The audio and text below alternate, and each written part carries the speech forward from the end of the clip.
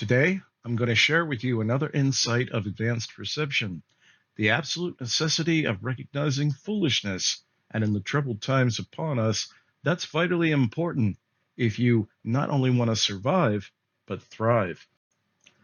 Now, before I really get going into this, I just wanted to clarify a couple of things. What I'm about to tell you is coming from a realist point of view, and if you're unfamiliar with that, realism is simply stating things, well, as they are, something which apparently is severely lacking in contemporary society. So I don't sugarcoat anything, I drop a lot of F-bombs or use any other language that I feel is appropriate to express, well, my emotions. So if any of that offends you due to your porcelain sensibilities, that he uses bad words and I'm turning it off. Well, then please do so and go somewhere else and you can listen to some other good intended gibberish, but you won't find it here. That's not what I do. So, bearing that in mind, now I can go forward with the message. There is a difference between stupidity and foolishness. As the old saying goes, you can't fix stupid, but you can fix foolishness. But in order to fix foolishness, first of all, you have to have folks that look at something and think a little bit and say, well, gee, yeah, I guess that is kind of foolish. But with a stupid person, nah, it ain't going to happen. And hence the reason you can't fix stupid. But for those of you who are not stupid, there's hope. So what I want to talk about is people that are using many acts of what you might say are avoiding harsh realities just to, well, make themselves feel better. And to a certain extent, I mean, that's normal because, well, that's something else that people do. I mean, we all do that. And hell, drugs and alcohol are a clear, a clear indication of that. And also, on top of that, you might say there's a hell of a lot to be, turned off about, let's say. So, with situations that you are in and you have no control over, then yeah, I mean that's really bad. There's nothing necessarily stupid or, foolish about it. Sometimes you can be in those kind of situations, and your only hope, if at all possible, especially if you have the foresight, is simply to get the hell out. It doesn't matter if it's family you're with, or friends, or anyone, or a city or a country. If they have collectively lost their minds, yeah, if at all possible, hopefully you will get the hell out. So, with that in mind, only you can answer that for yourself. You see, and just one other quick side thing that I would mention here, I have to put out what I'm saying to help people, but in the broadest sense possible. I mean, think about it. Realistically, there is no way I can help you with your individual circumstances if I don't know your individual circumstances. We haven't talked. So that's why, these things are put forth, these bits of information, episodes, what have you, are put forth for that reason. And they're put forth with the hope that, well, you got a problem, you know how to reach me. Now, bearing that in mind, what I'm going to talk about here is foolishness, which can be changed, altered, or removed, and stupidity. Now, if you're dealing with a situation or people that is truly stupid, as I said before, not a whole lot you can necessarily do about it. But in the case of foolishness, there is something you can do about it. Foolishness and stupidity You could call them kind of, sort of kissing cousins. But there's a very good probability that those that are foolish will probably, although they can, appear to be, but they could probably never become stupid. And the stupid, well, they'll probably always be stupid. But you are considered foolish or a fool or what have you if you do and or associate with foolish things. And what I'm defining as a foolish thing is anything that takes up your time that is not directly beneficial to you in a practical manner. It doesn't always necessarily have to mean money, but it should actually practically improve your life in some manner. So you could argue, for instance, that going out and seeing a concert or going out seeing some form of entertainment, well, that's beneficial because it's a stress reliever, and well, that's what it is. And I don't have any problem with that.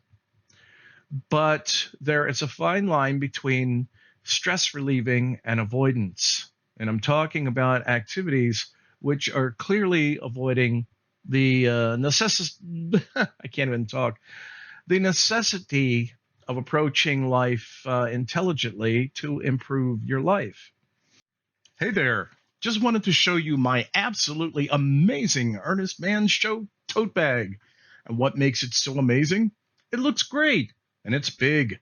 Big enough to hold all your personal problems. Well, okay, maybe not that big, but it does hold a lot of stuff. So, pure example of that, for instance, would be video games. Now, I realize there's a lot of guys out there, maybe even gals, who play video games in their, in their late 20s, late 30s, some in their 40s. That's being foolish. Video games at best should be played maybe until you're about 12 years old. And then you're supposed to put the joystick or controller away and get on with your life and do what you need to do in order to improve your life and or survive. Because here's the thing, of all the time, which is the most precious commodity, of all that time that you're wasting, there are the smart people who aren't.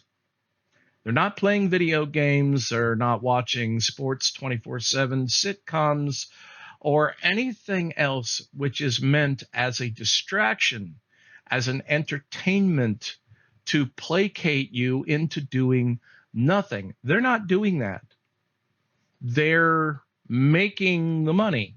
They're getting the property. They're doing the things that need to be done so that, when you hit the golden years, whatever you may determine that to be, you're not sitting on a pot with your finger up your ass with nothing to show for it because you were worried about, gaining a high score on some incredibly important video game. And video games or sports obsession, that's just, again, a tip of a very big iceberg. And it's not there by accident. Just as they learned from Rome all those centuries ago, it's easier to placate masses of people with entertainment than it is to actually address their needs. So what's happening is that as everything dwindles and you have less and less and less, you own less and less and less, and you stand around perplexed, and then everybody wants to look at the government. And that no longer is what our government is here for. The government is not here in reality to take care of you. The government's new job, as handed out by their corporate owners, is to placate you, to give you lots and lots of bread and circuses and maybe even some public assistance here or there. In other words, just eke them out. Just let them get by on their panty ante bullshit jobs just long enough for us to continue taking what is important. They're so busy, they'll never notice. And that's what's really happening. So, I mean, if you turn around, it's 10 years later, if you're 30, if you're 40, if you're 50, and you still don't have a pot to piss in, yeah, don't blame the government, because the government was sold out a long, long time ago. We don't have a government per se. We have a oligarchy. And so because of that, yep, they're not concerned about fairness or ownership, particularly not interested in you owning anything.